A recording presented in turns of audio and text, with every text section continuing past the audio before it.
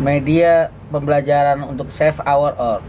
Jadi ini sistemnya kita pakai dua LCD 7 in untuk menampilkan pertanyaan-pertanyaan, LCD 5 in untuk menampilkan buminya, video bumi. Ini dua Raspberry Pi, satu untuk LCD 7 in, yang satu untuk LCD 5 in. Ini ada 3 tombol ini untuk start, tombol merah untuk pilih merah, tombol biru untuk pilih biru. Kita mulai.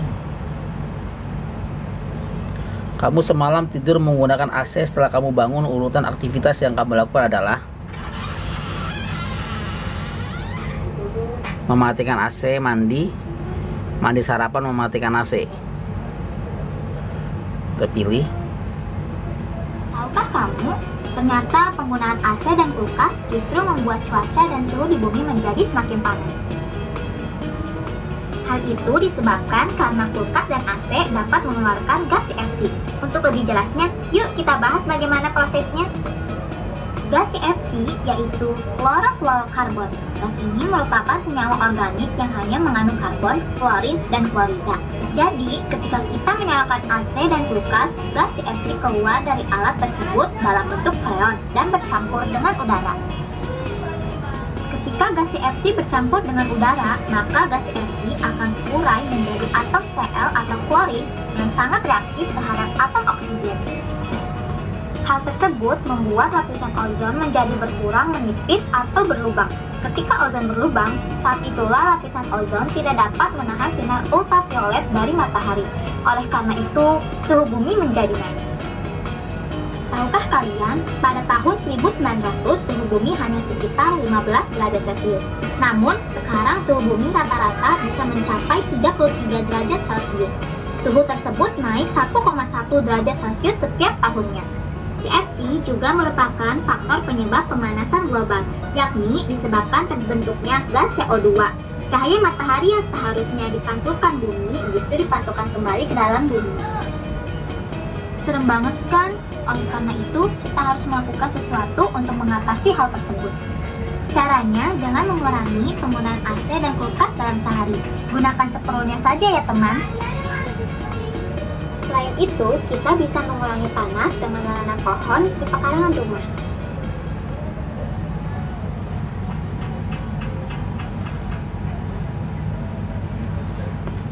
Polusi. Air bersih yang kita gunakan berkurang karena polusi. Polusi disebabkan oleh limbah pembuangan pabrik, dan yang paling banyak adalah limbah rumah tangga. Contohnya, air dari mencuci baju, air dari mencuci perabot, toilet, dan sisa makanan yang tidak habis. Jumlah pemakaian air. Mari kita hitung banyak air yang kita pakai. Menggosok gigi dengan air yang terus mengalir akan menghabiskan 12 liter air setiap menitnya. Jika kamu menggosok gigi selama 2 menit, maka air yang terpakai adalah 24 liter. Mandi dengan bathtub menghabiskan 112 liter air. Menyiram toilet membutuhkan 24 liter air per flush. Jika kamu ke toilet 5 kali, maka air yang dipakai adalah 120 liter. Mencuci piring menghabiskan 12 liter air per menit. Jika kamu mencuci piring selama 5 menit, air yang terpakai adalah 60 liter. Mencuci baju dengan mesin cuci membutuhkan 160 liter air. Jadi jumlah pemakaian air yang kita gunakan per hari adalah 476 liter. Krisis air. Beberapa negara di dunia mengalami krisis air bersih.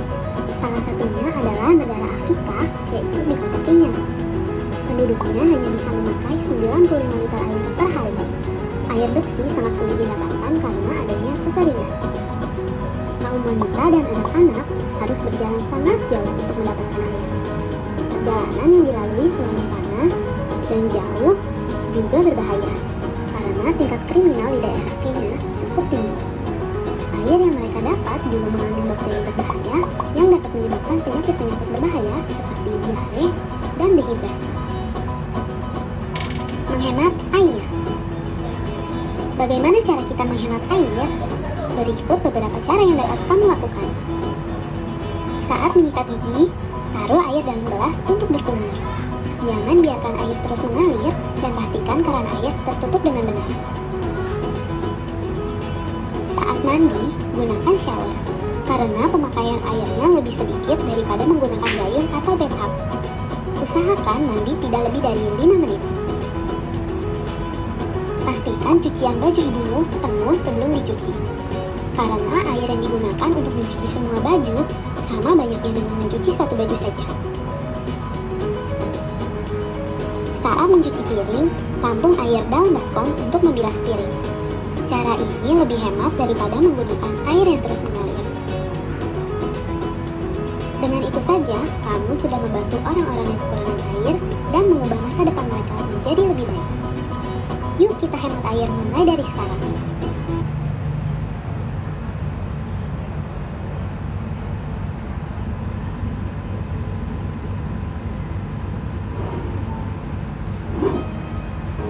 Polusi udara itu apa sih?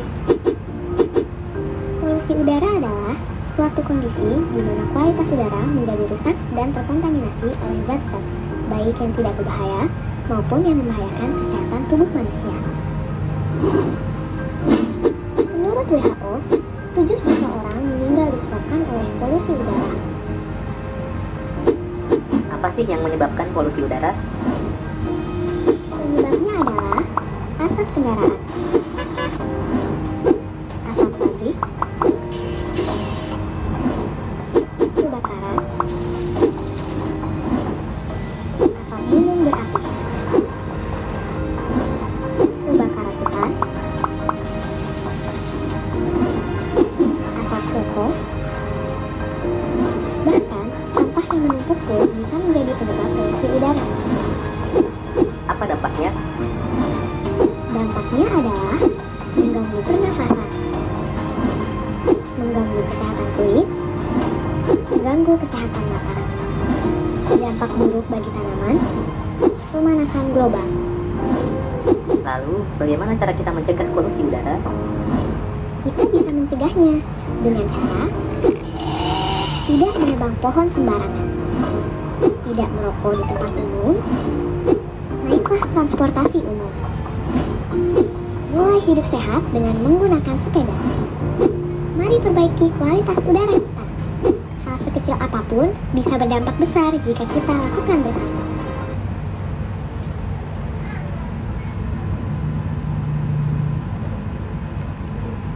Kenapa kita tidak boleh buang sampah sembarangan? Tanpa kita sadari, masih banyak kebiasaan yang sering kita lakukan yang ternyata dapat merusak lingkungan. Contohnya, membuang sampah sembarangan di pinggir jalan atau di lahan kosong di sekitar kita. Berlangganan dengan tukang angkut sampah ilegal yang hanya memindahkan sampah dari rumah kita ke tempat lain dengan sembarangan dan mengambil keuntungan dari iuran bulanan warga. Kebiasaan membuang sampah sembarangan dapat menjadi bumerang bagi kita sendiri. Tumpukan sampah yang ada di sekitar kita bisa jadi diawali oleh kita sendiri yang sering membuang sampah sembarangan, yang akhirnya menjadi tumpukan sampah yang besar dan menggunung. Banyak akibat dari membuang sampah sembarangan. Pertama, merusak estetika lingkungan. Sampah yang dibuang sembarangan akan mengganggu pemandangan di lingkungan sekitar kita. Kedua, menghasilkan bau dan banyak penyakit. Sampah yang terkumpul tanpa ada tindak lanjutnya akan menghasilkan bau dan menjadi sarang penyakit menular seperti pernapasan, gatal-gatal, diare, dan lain-lain, sehingga yang dirugikan adalah diri kita sendiri. Ketiga, mencemari lingkungan. Sampah yang tertimbun akan mengeluarkan air atau kita sebut sebagai air lindi. Air lindi akan terserap oleh tanah dan mencemari air tanah. Di samping pencemaran bahan berbahaya dan beracun seperti sampah baterai, oli, deterjen, dan lain sebagainya yang dapat menyebabkan gangguan syaraf organ tubuh dan bahkan menyebabkan kanker.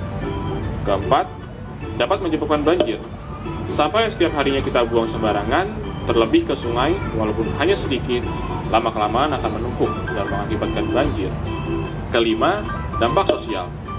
Kebiasaan untuk membuang sampah sembarangan dapat merusak kerukunan antar warga karena akan ada pihak yang dirugikan atas ketidakpedulian kita. Masalah ini bukan hanya tanggung jawab pemerintah saja, tapi juga tanggung jawab masyarakat yang harus ikut serta menjaga kebersihan dan juga sadar akan pentingnya menjaga lingkungan. Masih mau buang sampah sembarangan?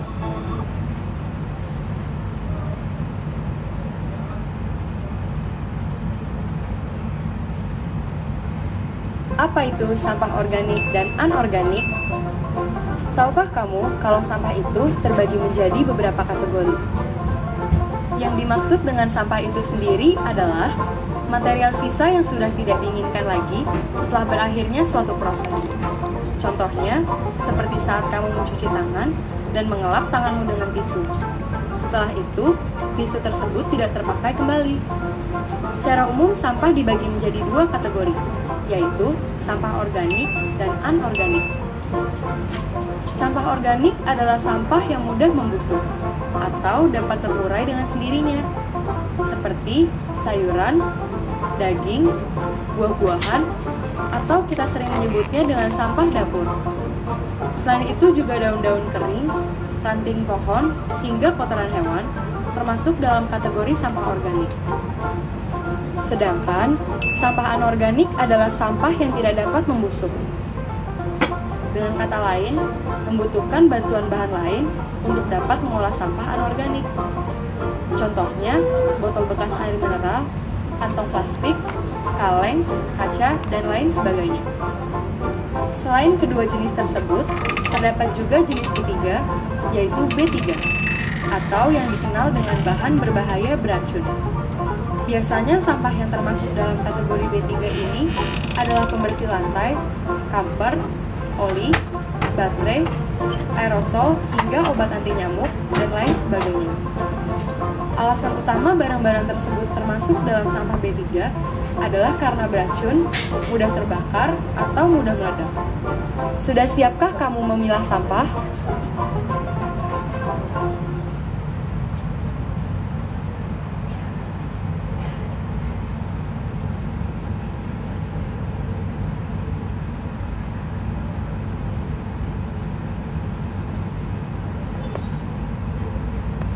Diperkirakan 6,4 juta ton atau sekitar 80% sampah plastik langsung dibuang ke tempat sampah yang akhirnya sampai ke lautan tanpa didaur ulang. 90% sampah di lautan adalah sampah plastik. Lebih dari 1 juta binatang laut mati akibat plastik setiap tahunnya. Ya mungkin karena keselak plastik yang disebabkan seewas setelah beli basreng di warung seberang. Rata-rata orang menghabiskan 700 kantong plastik setiap tahunnya. Supermarket di seluruh dunia memberikan lebih dari 17 miliar kantong plastik setiap tahunnya. Setiap tahun diperlukan 12 juta barel minyak serta 14 juta pohon untuk membuat semua plastik. Sampah plastik terbanyak adalah botol dan pembungkus plastik sebanyak 56%, di mana 3/4-nya berasal dari perumahan. Dan tahukah kamu, plastik memerlukan waktu yang lama untuk dapat hancur. Kaleng aluminium memerlukan waktu 3000 tahun untuk dapat hancur. Botol plastik, popok bayi, dan baterai memerlukan waktu 100 tahun untuk hancur. Cangkir plastik memerlukan waktu 50-80 tahun untuk hancur. Kantong plastik memerlukan waktu 10-20 tahun untuk hancur. Kertas memerlukan waktu 2-5 bulan untuk hancur. Maka dari itu, agar tidak menjadi sampah yang bermasalah, kita harus bisa memanfaatkan limbah plastik seperti Seewok yang mendirikan bank sampah di lingkungannya. Menilik limbah sampah plastik menjadi bernilai ekonomis dengan mengumpulkan sampah yang sudah dipilah-pilih. Hasil dari pengumpulan sampah yang sudah dipilih akan disetorkan ke pembuatan kerajinan. Kerajinan yang dapat mendongkrak perekonomian masyarakat atau dikumpulkan ke tempat pengumpul sampah lainnya. Mari jaga bumi kita demi kelangsungan hidup anak cucu kita.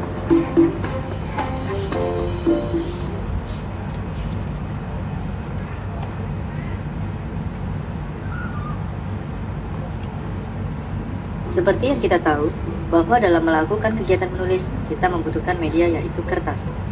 Hampir semua kegiatan yang kita lakukan berhubungan dengan kertas. Tanpa kita sadari, ketergantungan kita terhadap kertas ternyata merupakan perilaku yang tidak baik. Ini karena kertas dibuat dari pengolahan kayu pohon. Setiap 40 kg kertas sama dengan 18.000 kertas ukuran A4, yang artinya membutuhkan sekitar 1 pohon untuk ditebang. Dan setiap 7.000 lembar koran yang dibaca setiap hari akan mengkonsumsi 10 hingga 17 pohon dari hutan hanya dalam sehari. Jutaan lembar kertas digunakan oleh masyarakat Indonesia. Dan ini berarti ada jutaan pohon yang ditebang untuk memenuhi kebutuhan tersebut. Untuk menyelamatkan hutan Indonesia, kita bisa merubahnya dengan menerapkan sikap ramah terhadap hutan, dengan menghemat kertas dan menanam hutan kembali. Seperti untuk keperluan menulis ataupun berkomunikasi, kita bisa beralih dengan menggunakan media elektronik, seperti mengirim surat menggunakan email, membuat catatan dalam handphone, maupun saat membaca berita.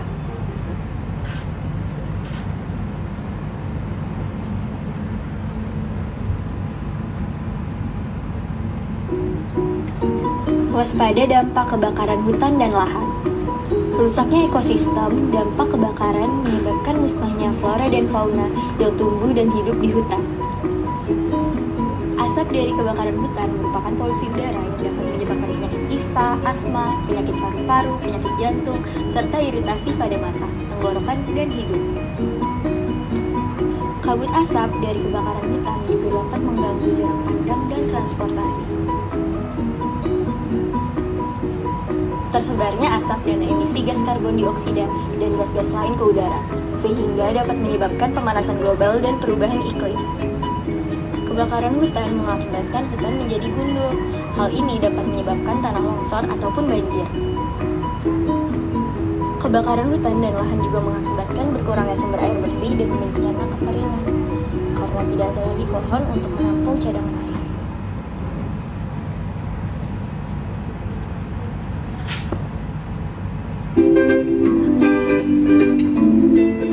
Listrik merupakan energi yang sangat penting bagi kehidupan manusia. Tahukah kamu, penggunaan listrik di Indonesia didominasi oleh pabrik,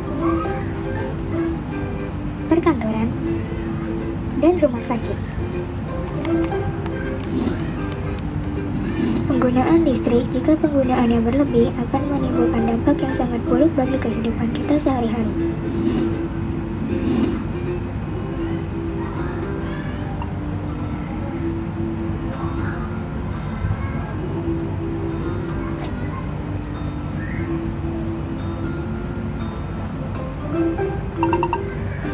Dampak yang ditimbulkan jika penggunaan listrik secara berlebih antara lain, Indonesia akan mengalami kegelapan, naiknya suhu global yang menyebabkan perubahan seperti naiknya permukaan air laut, meningkatnya intensitas fenomena cuaca ekstrim, cadangan listrik berkurang, dan pengeluaran biaya semakin membesar. Adapun cara sederhana menghemat energi listrik, mencabut peralatan yang tidak digunakan dari stok kontak, hemat pemakaian lampu dengan mematikan lampu pada siang hari, dan matikan TV jika tidak ditonton.